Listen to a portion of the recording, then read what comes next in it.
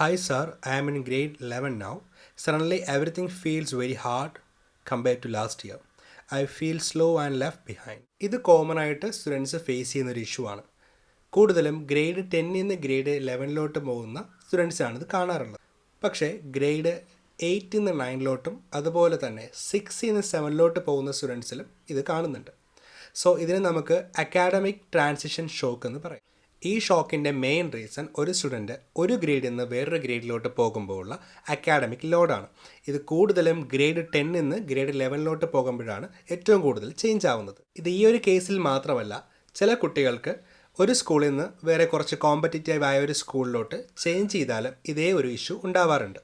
ഇതിനുള്ള ഒരു സൊല്യൂഷൻ എന്ന് പറഞ്ഞു കഴിഞ്ഞാൽ പേഷ്യൻസ് ആൻഡ് മോട്ടിവേഷൻ തന്നെയാണ്. അതായത് ഒരു കുട്ടി ഈ ഒരു സിസ്റ്റമായിട്ട് കോപ്പപ്പ് ചെയ്യാനായിട്ട് മേ ബി 3 or 4 months അല്ലെങ്കിൽ എക്സ്ട്രീം കേസിൽ 5 or 6 months എടുത്തിരിക്കാം. ഈ ഒരു ടൈം ഫ്രെയിമിൽ മാർക്സ് കുറവായതുകൊണ്ട് കുട്ടിയുടെ മോട്ടിവേഷൻ പോകാനുള്ള ചാൻസ് വളരെ കൂടുതലാണ്. മോട്ടിവേഷൻ പോകാതെ തന്നെ ഈ ടൈം ഫ്രെയിം കംപ്ലീറ്റ് ചെയ്യുക എന്നുള്ളതാണ് ഇവിടെ ഏറ്റവും വലിയ ടാസ്ക്.